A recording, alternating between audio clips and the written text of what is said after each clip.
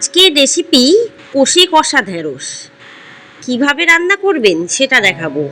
অনেকেই নাক শীত করছেন, তারা ঢেঁড়স খান না গরমের সবজি হিসাবে, তারাও খাবেন চেটে পুটে। একটু নিরাশ হবেন না, রেসিপিটি মনোযোগ সহকারে দেখুন।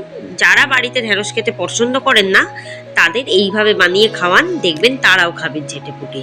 নমস্কার বন্ধুরা, মাই সিম্পল লাইফস্টাইল ব্লগে স্বাগত জানাই। রেসিপিটি কিন্তু একটু স্কিপ করবেন না, মনোযোগ সহকারে দেখবেন। প্রথমে কড়াটাকে হালকা আছে গরম করে নেব, তারপর দিয়ে দেবো হাফ কাপ সর্ষের তেল। পুরো রান্নাটা করব সর্ষের তেলে। তেলটা ভালো মতো গরম করে নেব, তারপর দিয়ে দেবো 1 চামচ 5 ফোড়ন, 1 চামচ পোস্ত, 1 চামচ হলুদ গুঁড়ো, 1 চামচ নুন। এই পুরো মশলাটাকে ভালো করে প্রথমে ভেজে নেব। তারপর কিন্তু ঢেঁড়সগুলোকে লম্বা লম্বাভাবে কেটেছি। মাথায় রাখবেন, ঢেঁড়সটা কাটার পরে ধোবেন না, কাটার আগে ধোবেন। আর ঢেঁড়সটাকে কিন্তু ভালো করে ভেজে নিতে হবে, তবে ঢেঁড়সের মধ্যে যে আঠালো ভাবটা থাকে সেটা চলে যাবে। ঢেঁড়সের আগাটা ভালো করে কেটে নেবেন, আর শেষের অংশটাও কেটে নেবেন। এরপর যা যা মশলা বাটবো দেখিয়ে দিই, ঢেঁড়সটা ভাজা হোক ততক্ষণ। প্রথমে একটা বড় মিক্সারের বাটিতে দিয়ে দেবো 1 চামচ চারমগজ, 1 চামচ সাদা তিল, 1 চামচ পোস্ত। এইভাবে ব্লেন্ড করে নেবো। এদিকে কিন্তু ঢেঁড়সটাও ভাজা চলছে। ভালো করে ঢেঁড়সটা ভেজে নিলে আঠালো ভাব চলে যায়। দেখুন বেশ গুঁড়ো গুঁড়ো হয়ে গেছে, তার ফলে মিক্সারে ভালোভাবে বাটা যাবে এই উপকরণগুলো। 4টে কাঁচা লঙ্কা দিয়ে দিলাম, হাফ কাপ জল দিয়ে ভালো করে ঘন ঘন করে বেটে নেবো। দেখুন বাটা হয়ে গেছে আমার। এরপর যেহেতু একটু বেশি ঘন হয়ে গেছে, তাই একটু জল দিয়ে পাতলা করে দিলাম। ঢেঁড়সটা ভাজা হয়ে গেছে। এরপর কিন্তু ওই মশলাটা ঢেলে দিলাম, যেটা আমি এতক্ষণ বাটলাম। এবার একটু কষিয়ে নেব।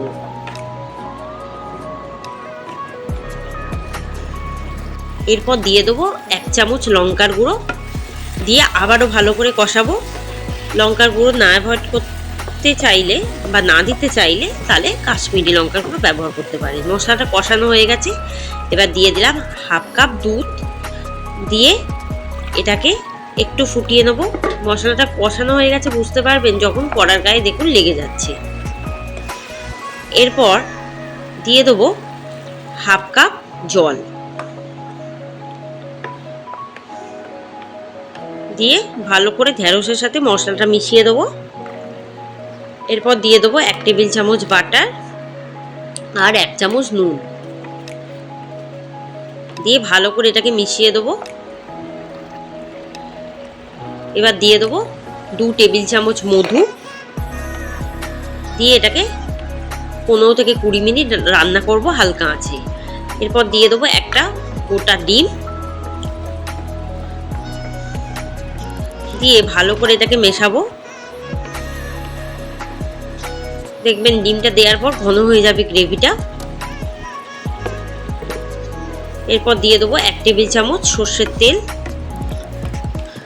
দিয়ে আবার আরেক 15 থেকে 20 মিনিট রান্না করব, যতক্ষণ না ঢেঁড়সটা না সেদ্ধ হয় আর একটা না মাখা মাখা হয়। যত মাখা মাখা হবে তত খেতে টেস্টি হবে, আর গরম গরম ভাতের সাথে ভীষণই ভালো লাগবে। রুটির সাথেও বানিয়ে খেতে পারেন।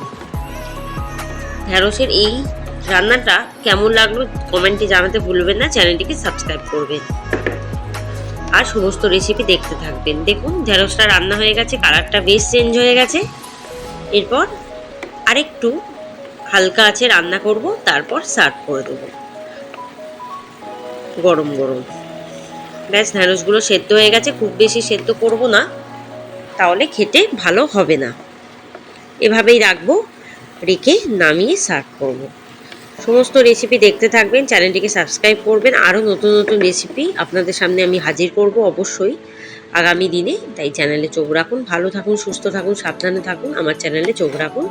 এই রেসিপিটি তো বানিয়ে অবশ্যই দেখবেন, সবাইকে খাওয়াবেন, আর সবাই কেমন লাগলো সেটা কিন্তু কমেন্ট বক্সে জানাবেন। আর যদি কোনো রান্নার রেসিপি জানতে ইচ্ছা হয়, আমাকে কমেন্ট করবেন, আমি সেটা দেখানোর চেষ্টা করব। রেসিপিটি সমাপ্ত হলো। ধন্যবাদ।